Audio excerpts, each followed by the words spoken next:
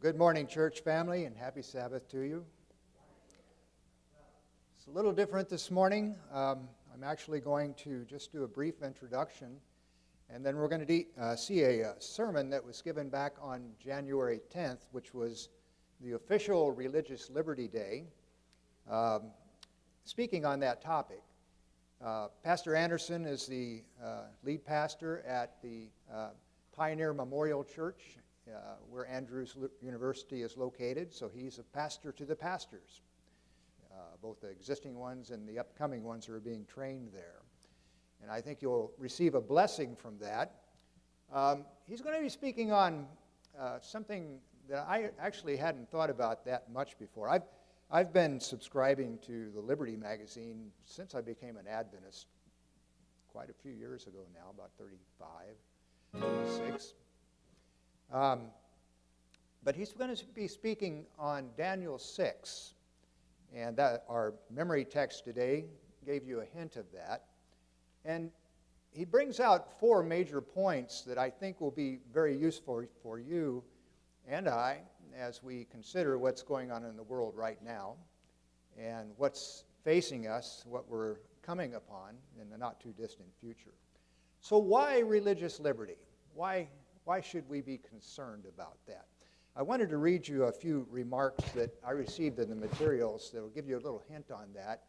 And then Pastor Anderson will speak on that at some length. Protecting the wall, it's the first thing listed here.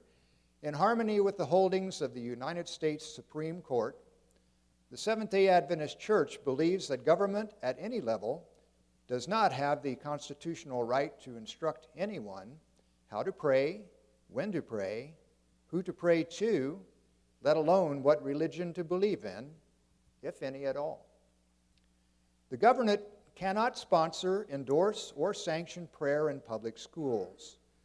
Voluntary prayer by students, yes, but not staff-organized or sponsored prayer. Nor can the government directly fund religious institutions, as these violate the constitutional separation of church and state enshrined in the First Amendment of the United States Constitution. While the government must remain neutral, the church also does not have permission to co-opt government for its own enrichment and control.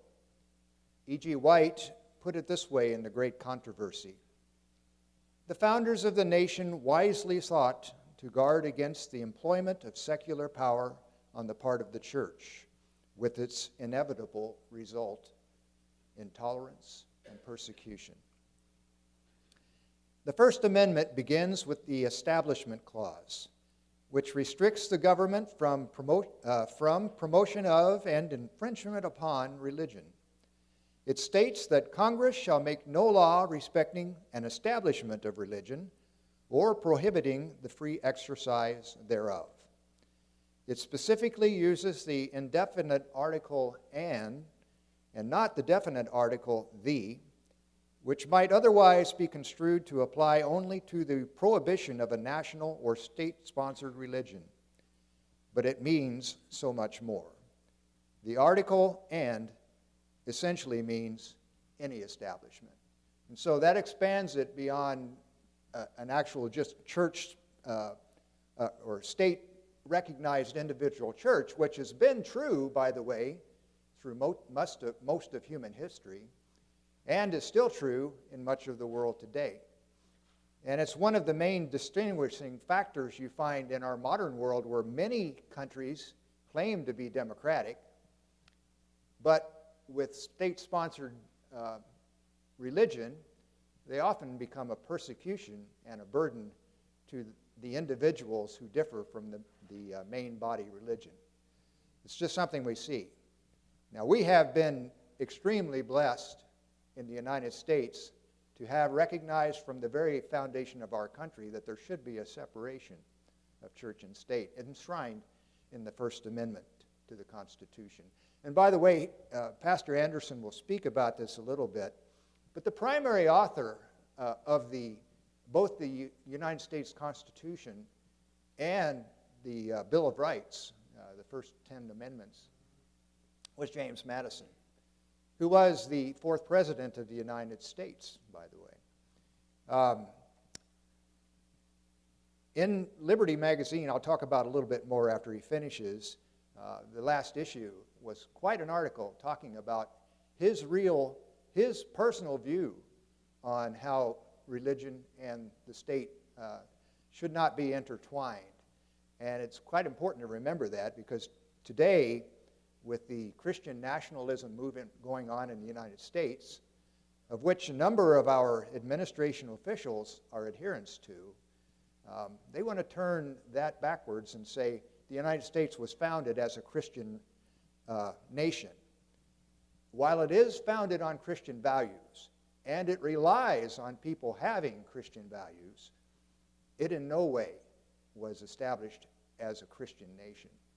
And the founders themselves were quite careful to make that distinction, because, you know, the United States came out of some of that persecution too. Many people that fled to this country, the Huguenots from France, Puritans from England, and many others that sought religious liberty here, came and became that mass of people that insisted on freedom from religious persecution and favoritism. So I'm going to let them roll the sermon now, and then I'll have a few concluding remarks when it's finished. Thank you.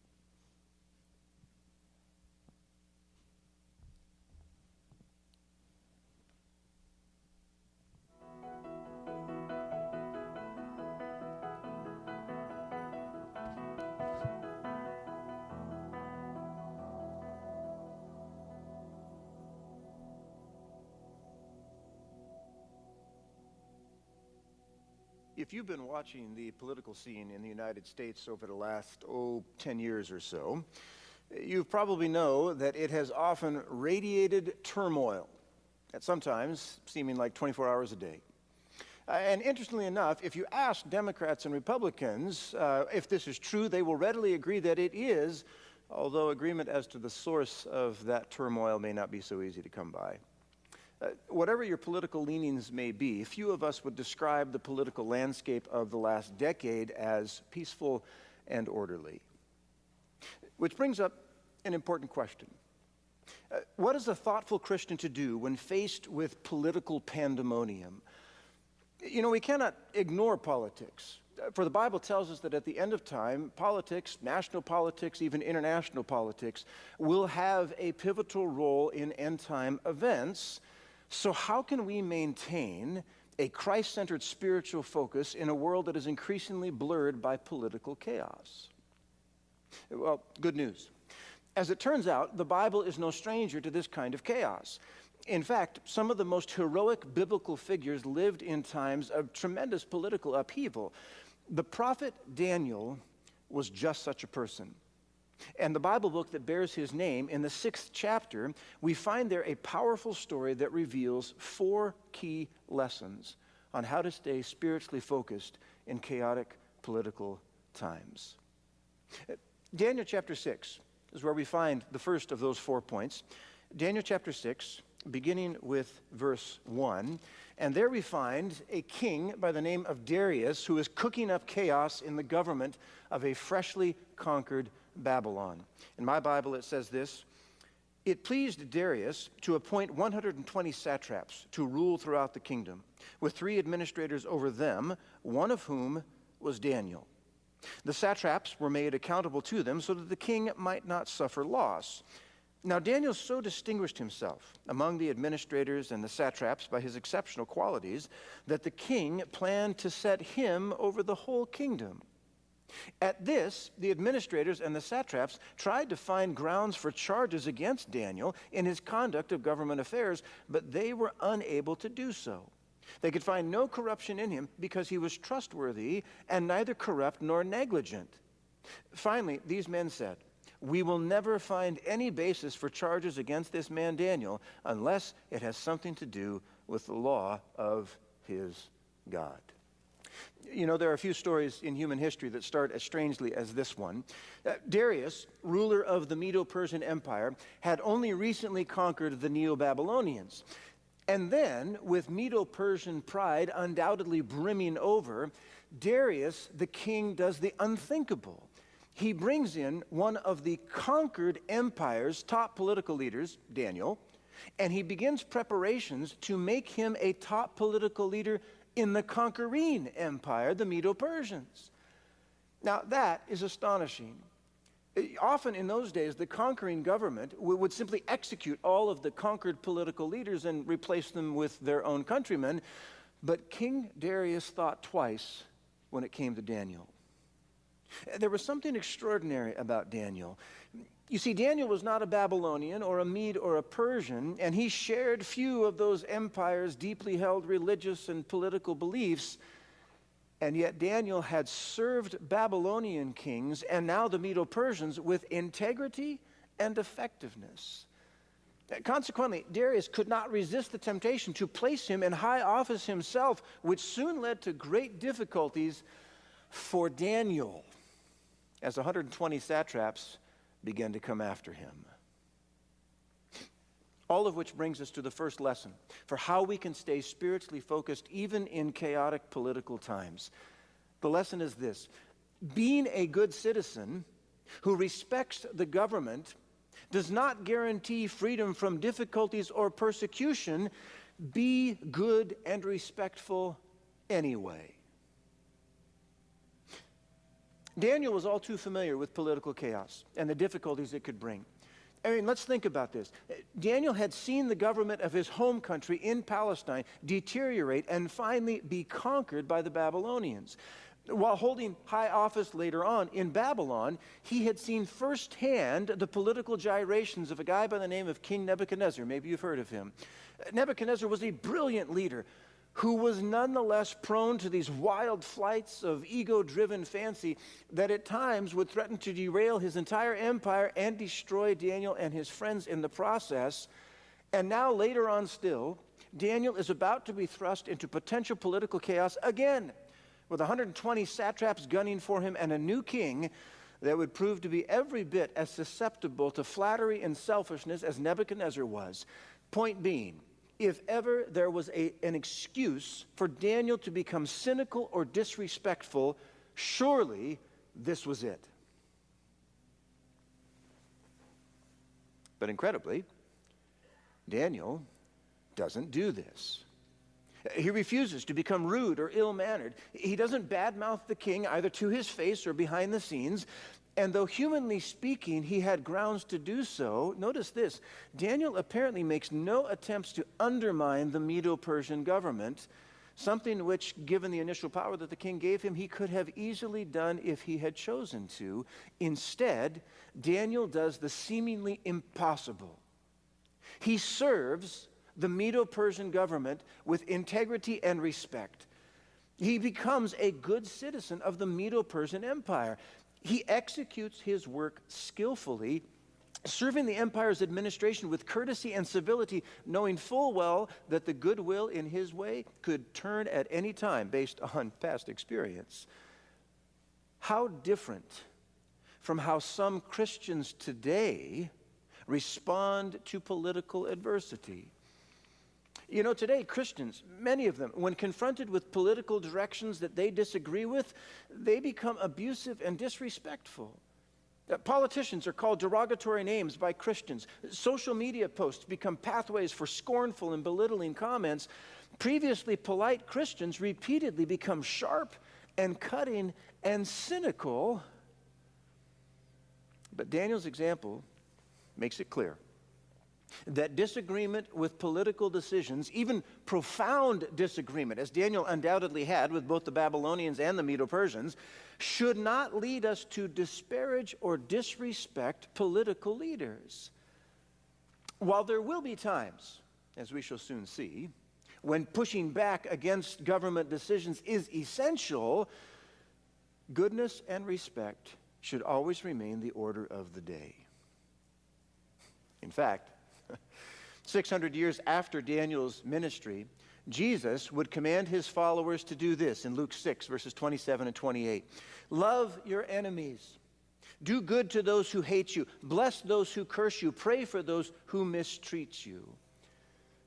As Daniel's life foreshadowed, following this command not only tends to build bridges in divisive times, but it also enables Christ to elevate us above the chaos of lowbrow politics, keeping our eyes firmly focused on him and his agenda for the world.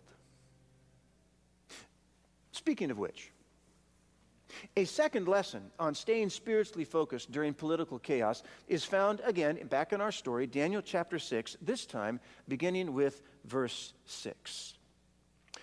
It says, "So the administrators and the satraps went as a group to the king and said, 'O King Darius, live forever.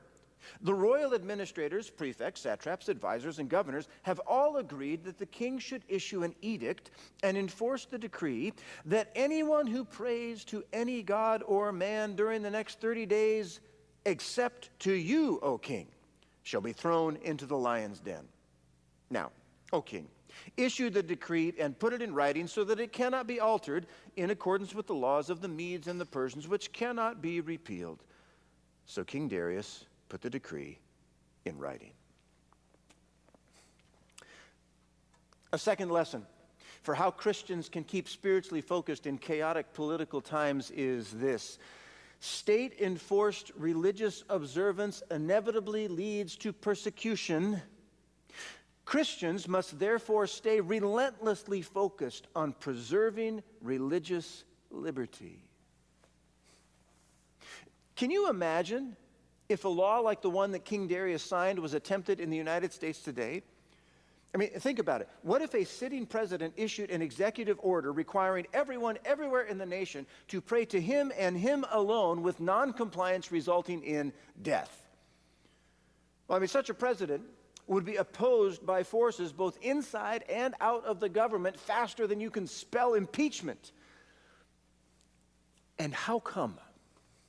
Why would there be that instantaneous opposition? Well, I think the answer is clear. It's because many Americans still believe that church and state are to be officially separate.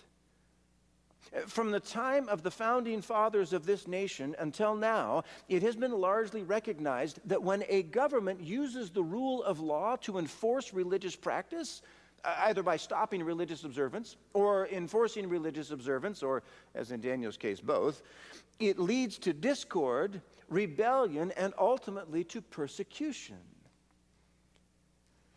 But in spite of these historical facts, recent events indicate that a disturbing number of Christians, apparently taking a page from the satraps of old, are having second thoughts about maintaining this wall of separation between church and state. And you might be thinking, well, why would they do that? Well, it's interesting to hear their reasoning. They say something like this: the disturbing decline of national morality, they say, and the seemingly endless inroads which particularly sexual immorality has made into education and media and daily discourse mean that drastic measures must be taken, they say. They further allege that the state must begin to enforce moral reform, even if it means mandating certain religious practices be performed by both religious and irreligious citizens. In short, they say, it is time to return America to its Christian roots. Now, to be fair, it is undoubtedly true that Christians are called by God to, for instance, vote as he would vote if he were there in their shoes. Christians, furthermore, have historically formed an indispensable part of the conscience of the nation, praying for and working ardently for its protection and its success. And we must continue to do these things, helping our country to maintain its basic moral fiber as long as possible by all appropriate means. But that's the key phrase, isn't it? By all appropriate means. For as it turns out, history has shown repeatedly that there are highly inappropriate means by which the church can seek the power of the state to enforce its agenda. Therefore, to avoid engaging in inappropriate means, may I gently suggest that Christians today would do well to remember at least 3 points. First, America was never founded as a Christian nation.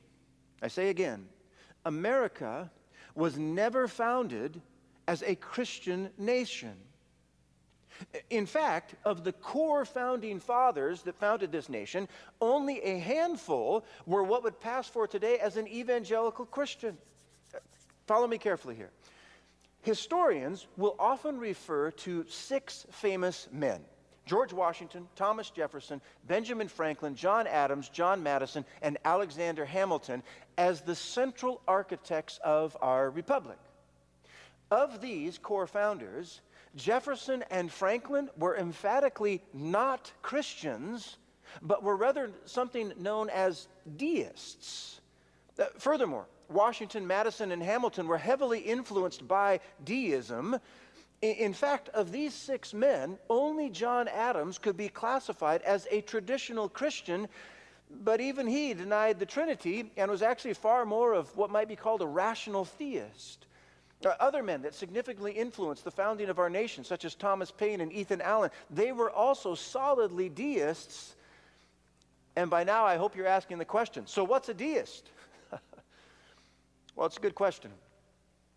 And the answer is that deists' religious views varied, but in general, a deist believed the following. They believed in a divine creator, not to be confused with the biblical creator of the book of Genesis, and certainly not with Jesus Christ. Deists also generally believe that the creator has a will. And you say, well, what was that will? Well, deists saw this as essentially something that was called natural law. And if you're not sure what that means, it included such things as, in essence at least, the last 6 of the 10 Commandments, as well as some other sources of moral guidance. Deists also believe that at the end of our lives, we will be called to account before this Creator for how we lived. Consequently, while deism had a pronounced moral element to it, it flatly denied distinctively Christian teachings such as the divinity of Christ, the nature of sin, the fall of mankind, salvation through Christ alone, the call to share one's faith with others. Deism rejected these things.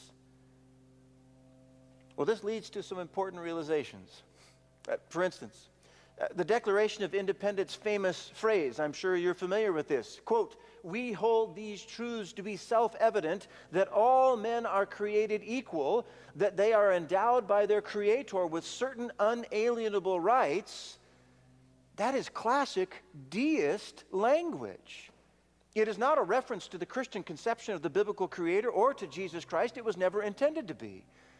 And while the core founding fathers were clearly friendly to Christianity, there's no doubt about that, particularly in its Protestant forms, they were adamant that no specific religion should ever be mandated by our Constitution, including Christianity. This is why founding father John Adams, remember, he was one of the few core founders that could be called a Christian. He could honestly say in the Treaty of Tripoli, that was in 1797, notice the date, not that long after 1776. In the Treaty of Tripoli, 1797, he said this, quote, "The government of the United States of America is not in any sense founded on the Christian religion." Wow. Consequently, anyone trying to return the United States to its Christian roots is attempting an impossibility. You cannot return a country to where that country has never been. And if a Christian continues this attempt anyway, he or she may be unwittingly laying the groundwork for the very thing that the founders were seeking to avoid: religious observance enforced by the power of the state. And they opposed it because religious observance enforced by the power of the state inevitably leads to religious persecution. And speaking of inappropriate means of enforcing morality, Christians would do well also to remember a second point: lasting, positive change in society comes primarily through evangelism and discipleship, not through politics or government programs. Now, don't misunderstand. Christians are not to oppose all government programs. No, some are indeed useful and deserve our support, but we must never forget that government ultimately relies on the force of law, and force can never bring lasting transformation in the heart. Christ, instead, invites, not forces, but invites all who are willing to do so to surrender to him, and by his grace they begin to be transformed more and more into his image. Such transformed lives are a source of tremendous joy to those who have been thus set free, and from a civic perspective, historically they have also proven to be the bedrock of lasting positive societal change. Consequently, the fact that so many Christians today are looking to use the power of the state to compel lasting societal change is not a sign of resourcefulness, but of failure. The failure to fulfill the Great Commission of Matthew 28 and to make mature, loving disciples of Jesus Christ who would then be salt and light in their communities, bringing about lasting change. And speaking of compelling others to act morally, Christians must also remember a third point, namely this: sinners have rights, including the right to make bad decisions. Now, of course, such rights have limitations. Citizens of the United States, for instance, are not free to harm or to kill or steal from other citizens, but Christians must nonetheless be exceedingly careful in how and to what extent they seek to enforce personal morality on other citizens.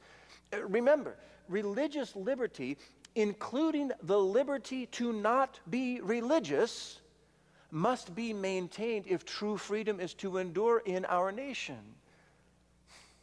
And of course, this brings up the elephant in the living room, doesn't it? That's difficult. I mean, preserving this wall of separation between church and state can be incredibly complex.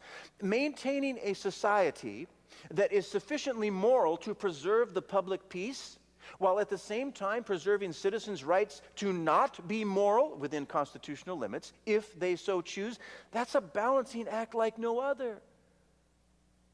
May God grant us and our government leaders the insight to encourage a sufficiently moral standard while avoiding a theocracy. Which brings us to overall lesson number 3. A third lesson for keeping spiritually focused in chaotic political times is found back in our story, Daniel chapter 6, this time beginning with verse 10. The king has signed this decree to pray only to him for 30 days into writing, and this is what happens next. Verse 10, Daniel 6. Now when Daniel learned that the decree had been published, he went home to his upstairs room where the windows opened towards Jerusalem. 3 times a day he got down on his knees and prayed, giving thanks to his God, just as he had done before. Then these men went as a group and found Daniel praying and asking God for help. A third lesson for how Christians can maintain spiritual focus even in chaotic political times is this: when religious liberty is threatened, Christians must refuse to personally compromise on biblical principle and practice. Daniel's example here is surely one of the most extraordinary in all of Scripture. He knew full well the serious nature of the king's decree, and he was undoubtedly familiar with the damage that hungry lions can cause. And yet he nonetheless proceeded to do exactly what he had always done: look to God in prayer 3 times a day. And he did so in highly visible fashion at the sill of his upstairs window. There is not a hint of compromise here, not a hint of it. The king's decree was a public challenge to the sovereignty of Almighty God. Daniel therefore knew that anything less than a complete continuation of his previous devotional life would be viewed as some sort of agreement with the royal sacrilege. So Daniel prayed, not once or twice a day, but 3 times, just as before. Daniel prayed not in a closet or under his bed, but at the open window, just as before. Daniel prayed not to King Darius, a mere mortal, but to Jehovah, the great God of heaven and the master of all earthly kingdoms, just as before. I tell you, it was and remains one of the most striking examples of unrelenting faithfulness to God. And it reminds us that respectful, uncompromising obedience to God and His Word keeps us rightly focused, even in chaotic times. By the way, one other brief truth deserves mention here. It is tempting to see Daniel's continued prayers at his window in such a public fashion as an endorsement of civil disobedience. And actually, there is a measure of support here for that. Civil disobedience, you're familiar with what that is, right? The Britannica Dictionary defines it like this: the refusal to obey the demands or commands of a government or occupying power without resorting to violence or active measures of opposition. Now, this has happened many times in the history of the United States. And as Daniel's story confirms, there are times when it is called for, even amongst Christians. In recent memory, for instance, the United States government exerted significant public pressure on Christians and their institutions to promote sexual morals that violate Scripture. Christians' response then and must continue to be a clear, respectful, and public no. Furthermore, we know that a day is coming when we will just as firmly need to disobey a government's command to observe a false Sabbath, because you see, sometimes nothing less than public dissent will do.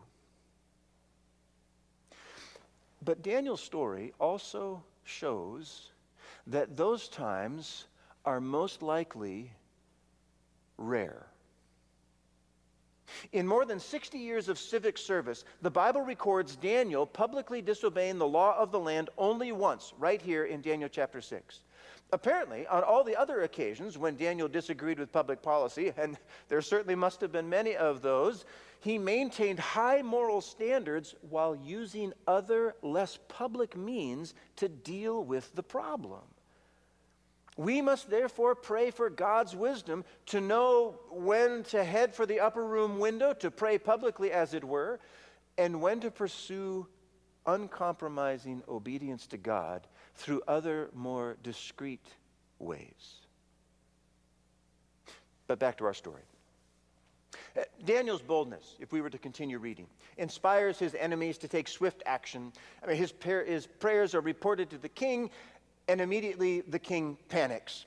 Verse 14 tells us that when the king heard of Daniel's prayers, he was greatly distressed. He was determined to rescue Daniel, made every effort until sundown to save him. But as we heard earlier, not even a king is allowed to reverse a Medo-Persian law, no matter how foolish its unintended consequences turn out to be. And so with profound anguish and regret, Darius orders Daniel to be thrown into the lion's den. And he calls out after him, "May your God, whom you serve, continually rescue you." And after sealing the entrance to the den, Darius returns and retires to his room, probably for a sleepless night.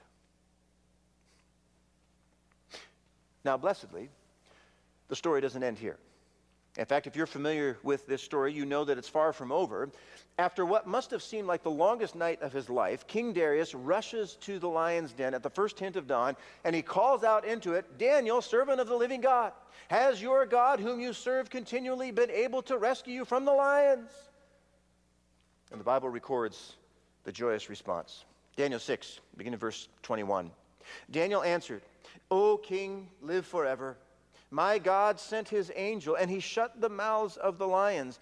They have not hurt me, because I was found innocent in his sight, nor have I ever done any wrong before you, O king." The king was overjoyed and gave orders to lift Daniel out of the den. And when Daniel was lifted from the den, no wound was found on him, because he had trusted in his God. And cut. Right? That's where the story is supposed to end, right? Daniel is now safe. His body is unscathed. God has rewarded the faithfulness of his servant. If ever there was a genuinely good Hollywood ending, this is it. Cut, roll credits, we're all done, right? But it turns out there is one final point of the story that holds a valuable lesson, particularly regarding the fast approaching religious liberty controversy in our own day. You see, after Daniel and the king are reunited, Darius made the following proclamation, and he addresses it to all the nations and peoples of every language in all the earth. We see what he says here. Daniel chapter 6, the second part there of verse 26. He says, for he, meaning Jehovah, the God that Daniel had prayed to only moments ago, for he is the living God, and he endures forever. His kingdom will not be destroyed. His dominion will never end. He rescues and he saves. He performs signs and wonders in the heavens and on the earth. He has rescued Daniel from the power of the lions. Darius here reveals a fourth and final lesson for how to keep a clear spiritual focus even in chaotic political times. It's this: the coming battle over religious liberty will be difficult, but it will also be the means of transformation for thousands, and that is cause for celebration. It seems safe to assume that the average Jew in Babylon, upon hearing about Darius' initial prayer decree, would have never dreamed that in just a matter of hours, that same king, that same Darius, would be confessing to the world that Jehovah is the living God. And yet that is precisely what happened. What seemed to be at first one of the darkest hours for God's followers instead proved to be a point of profound reversal by one of the most unlikely candidates for God's kingdom on the planet at that time. You know, today, the Seventh-day Adventist Church has been blessed with an abundance of knowledge about the end of time. And while most will find this information inspiring, it has also at times made others nervous and even fearful. Revelation 13, for instance, portrays this conflict of epic proportions, promising a cosmic battle between Christ and Satan that will culminate in a global choice. Will we receive the mark of the beast, worshiping in his way on his day? Or will we receive the seal of God, worshiping in his way on his day? The beast power will attack religious liberty as never before, and ultimately, religious liberty will vanish. Those indeed will be difficult days. But the story of Darius' change encourages us with a profound reminder. Regardless of how dark the last days will be, they will also be a time of widespread conversion to Christ, even amongst those that we think least likely to change. The book of Revelation talks about this. Revelation 18 verse 1 speaks about the gospel of Christ going with such force in the last days that the entire planet, as it were, is lit up with its splendor. Furthermore, the book Great Controversy, page 611 and 612, we find the following written there. Quote, "The great work of the gospel is not to close with less manifestation of the power of God than marked its opening. By thousands of voices all over the earth, the warning will be given. Miracles will be wrought. The sick will be healed, and signs and wonders will follow the believers. Now the rays of light penetrate everywhere. The truth is seen in its clearness, and the honest children of God sever the bands which have held them. Family connections, church relations are powerless to stop them now. Truth is more precious than all besides. Notwithstanding the agencies combined against the truth, a large number take their stand upon the Lord's side. So do not be afraid. Let us not dread the coming crisis. Though it will be difficult, it will also be the finest hour of God's church. Thousands upon thousands will choose Jesus Christ. People from all walks of life will leave Satan's ranks and join heaven's ranks at the prophetic 11th hour. It will be, quite simply, one of the most incredible times to be alive in Earth's history. And until then, though we do indeed live in chaotic political times, there is no reason to let that chaos cloud our focus on God and His Word. We can instead let the lessons of Daniel and Darius remind us that spiritual clarity can still be found. And just as God has been faithful in the past, He can be trusted to safely carry us through the crisis that lies ahead. May God's Spirit fill and guide us as we navigate these turbulent last days for His glory.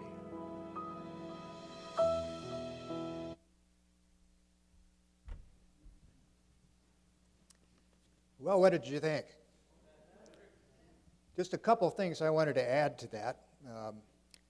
I meant to read this before, but it actually follows rather well with what he just said. Some question why we may even need to promote and defend religious liberty. After all, they argue, these events are inevitable and we are going to lose our freedom anyway. But this attitude is dangerous and actually serves to hinder the proclamation of the gospel. It also exposes our lack of hunger for the lost. For when we promote religious freedom for all, we in turn open the door for evangelism to flourish throughout America and the world. Again, E.G. White counsels, we are not doing the will of God if we sit in quietude, doing nothing to advance and thereby preserve liberty of conscience. That's from Testimonies of the Church, Volume 5. So what can we do? And we're just, individuals in a big C here. But Liberty Magazine is one of the answers for that. Ultimately, God calls for us to preserve religious freedom, not only for the sake of Seventh-day Adventists, but also for all people and institutions of faith. This is the real mission of Liberty Magazine, keeping our community's thought leaders up to date with thought-provoking articles regarding religious freedom law and civil rights issues. And it provides a glimpse of the true nature of our God, who refuses to violate the power of choice. It reaches them in a way that no other magazine can. This year is the 120th anniversary of Liberty Magazine, by the way. This has been a focus of our church pretty much from the beginning. And so it's important that we remember that and support that as we can. Now, we had an offering that was done on January 10th, and many of you contributed to that quite generously, as I mentioned last week. But also, as I mentioned, there's an opportunity for you to get a subscription to the magazine, if you're not already doing so, by just simply requesting it through me, through the church here. We can send that in, and you can receive that. The May-June issue would be the next one. And so that's available for you if you would like to do that. This is the issue from the last quarter, the one that I mentioned to you about a couple of times last week and this week as well, which has some fascinating articles in it. You can probably find them online if you would like, but the one from James Madison's view on that is in there, and there's also a very powerful and potent view on one of the members of the current administration's view on religious liberty, which you should be aware of. So it's as simple as that. If you want to let me know, and if you want to contribute anything more to religious liberty, what else does it do? They actually send a copy of this to all the members of our government. Okay? Every congressman, every senator, many of the cabinet members get this magazine. And hopefully it's sitting on their desk or in their atrium room. A lot of people do that with publications, so it gets read by many more people. And the church also sends out to local thought leaders as well, the mayors of all three of the cities in this area, and the commissioners. They get this magazine, and it's important that they be enlightened by this. I send this magazine to a couple of my relatives, one in particular who is a very conservative attorney back in Kentucky. And so it's important that we continue to support that. And it's really good for you to read this as well. I know it is for me. It's kept me focused a bit on that when I might have drifted off some and thought, as that one attitude was expressed, this is going to happen anyway. Well, we need to do all we can do to preserve religious liberty as long as possible. And the example that Pastor Anderson talked about from Daniel needs to be in our heart so that we can face that situation with the dare to be of a Daniel attitude that he had. So that's everything I had for today. Let's close with prayer. We have a special music. Okay, we'll do that first. Thank you.